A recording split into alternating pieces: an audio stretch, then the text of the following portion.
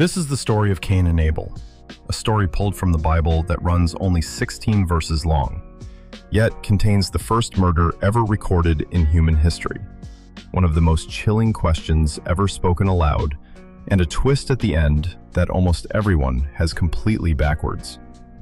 You don't need any religious background to find this story worth your time. The writer John Steinbeck once described it as the foundation of all human neurosis. And by the time we are finished, that claim will make a great deal of sense. Cain and Abel were brothers, the first two children ever born, according to the Bible. Their parents were Adam and Eve, the first man and woman created by God.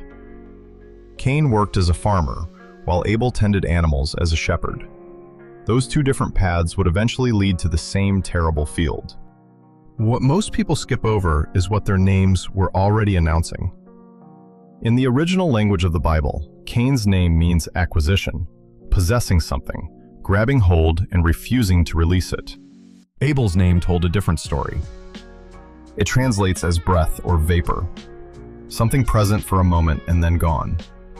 The exact same word the Bible uses elsewhere for vanity of vanities, which means emptiness and nothingness.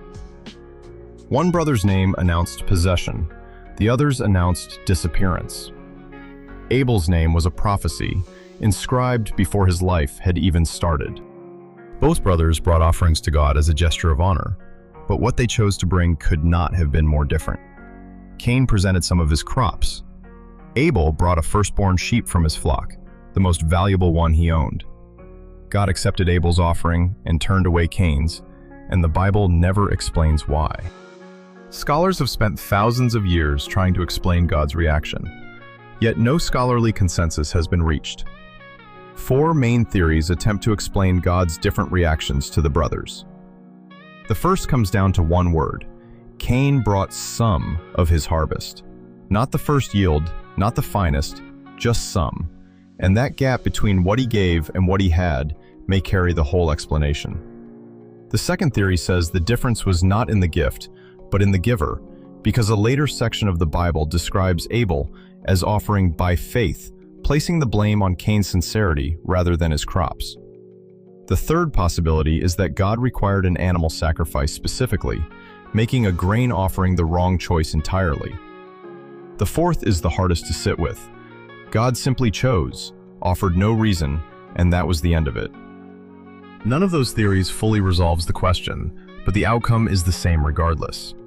Cain's offering was refused, his expression fell, and the anger that took hold was about to become the most consequential emotion in human history. Almost no retelling of this story includes what happened next, and leaving it out changes the entire shape of what follows. Before any violence, God came directly to Cain with a warning. Why are you angry? If you do what is right, will you not be accepted? But if you do not do what is right, sin is crouching at the door.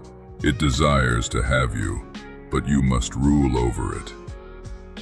God was clearly telling Cain that nothing was decided yet, that the dark impulse had not taken over, that it still waited outside rather than inside, and that Cain still held the power to refuse it.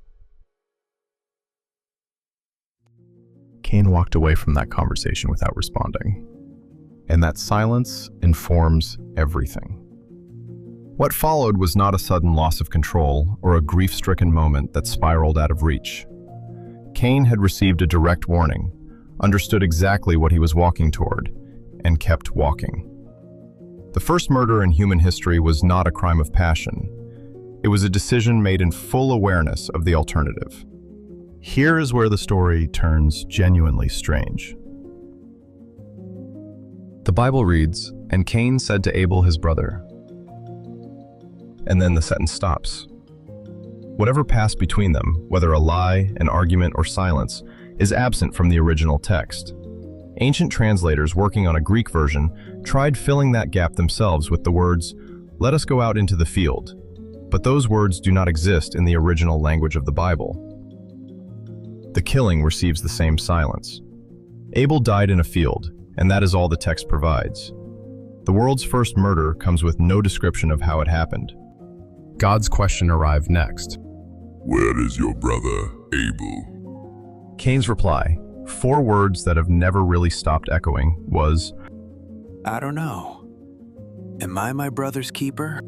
Rather than denying the act, he implied it was not his concern and threw a question back instead of answering one. God refused the deflection and said, Your brother's blood cries out to me from the ground. The original language carries a detail most translations lose. The word for blood appears in plural form, not blood, but bloods, and according to centuries of Jewish biblical commentary, that plural was deliberate. Every person Abel would ever have brought into the world was erased before they had the chance to exist. What happened in that field was far larger than one death. God's response came as a curse. The land would no longer yield anything for Cain. His livelihood was gone, and the punishment handed down to him from God was a life of wandering the earth, with no home, no harvest, and no place that belonged to him. Cain's reply carried no confession. It landed closer to self-pity. My punishment is greater than I can bear. Anyone who finds me will kill me. And that is when something happened that catches most people off guard. God protected him. A mark was placed on Cain, and God declared that anyone who killed him would face punishment 7 times over. The first murderer in history walked away carrying a shield. Which brings us to the part of this story that almost everyone has completely wrong. The mark of Cain is one of the most recognized phrases in the language. When people use it today, they mean guilt, permanent moral stain, and unforgivable condemnation. The actual story says the opposite. The mark was not the punishment. The mark was the protection. God never described what it looked like, and the word used in the original language simply means a sign or symbol, not necessarily anything visible on the skin. Jewish scholars offered different explanations across the centuries, some believing God gave Cain a dog to guard him, others arguing the mark restored something Cain had lost when he killed his brother, a presence that caused animals to fear rather than attack him. Whatever form it took, the meaning does not change. The most famous symbol of guilt in all of history was an act of mercy toward a murderer. Cain settled east of Eden in a place the Bible calls the land of Nod, and even that name carried its own weight. In the original language, Nod means wandering, so the territory God sent Cain to wander bore the name Wandering, a reminder carved into his address. What came next surprised everyone. Cain built a city and named it after his son Enoch. The man whose sentence was a lifetime of roaming became the founder of the world's first permanent settlement. His descendants shaped what civilization would look like. One became the forefather of those who raised livestock, another invented the harp and flute, and a third was the first person recorded to forge tools from bronze and iron. Scholars spent thousands of years inside this text, and some of what they uncovered does not appear anywhere in the surface reading. Start with a detail most people have never encountered. Cain and Abel were not born alone. Ancient Jewish commentaries record that Cain came into the world alongside a twin sister, and Abel arrived as part of a triplet birth. With no other people alive, each brother was expected to marry one of those sisters, and according to those same commentators, that arrangement is where the real trouble started. Cain wanted to marry Abel's second sister. Abel argued she was his twin. What generations of readers have understood as a conflict over a religious offering turns out, in this older tradition, to have had a far more familiar trigger. 2 men wanting the same woman, with birth order and power tangled up in the argument. Running alongside that dispute was a disagreement about something much larger. Abel held that God holds people accountable, that choices carry real consequences. Cain rejected that premise entirely. Read through that lens, the murder was not simply a crime of envy. It was the natural endpoint of a person who had decided that nothing he did would ever truly matter. Modern researchers have studied the psychology behind the story, and what they documented maps onto Cain's behavior with uncomfortable precision. A study published in the journal Pastoral Psychology described Cain's emotional arc in clinical terms: jealousy, followed by shame, followed by violence. The violence does not arrive out of nowhere. It builds in someone who cannot tolerate feeling lesser than another person, and who eventually turns that inward pain outward. Researchers writing in Psychiatric Times noted that Cain's profile closely matches patterns found in modern perpetrators of extreme violence, including deep resentment, a consuming sense of injustice, and a need to place personal inadequacy onto someone else. Most people carry a quieter version of these feelings. A coworker receives the recognition you worked for. A sibling gets praised while your effort goes unacknowledged. Someone else walks away with the outcome that felt like yours. And something shifts.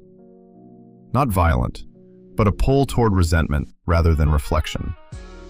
Researchers would call that the beginning of the spiral.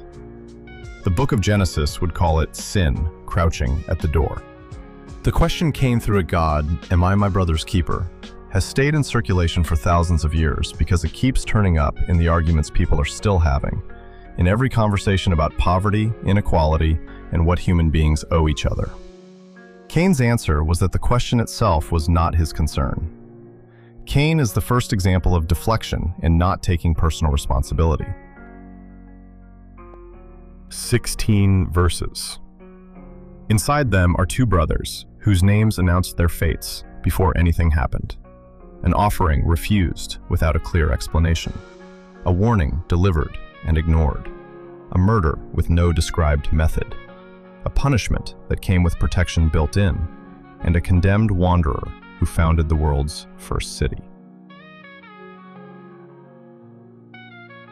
Steinbeck spent years with this story before writing East of Eden, and the word that held him most was a single term from God's warning to Cain. Timshel, meaning, "thou mayest." Not a command or a prediction, but a door held open. God was not telling Cain what his future looked like. He was describing what it could look like if Cain reached for it. Cain chose otherwise. The offer stood regardless. This story is thousands of years old, and its question keeps turning up in the arguments people are still having. In every moment, someone decides whether to look inward or push outward. The door it describes has never closed. The choice it names has never gone away.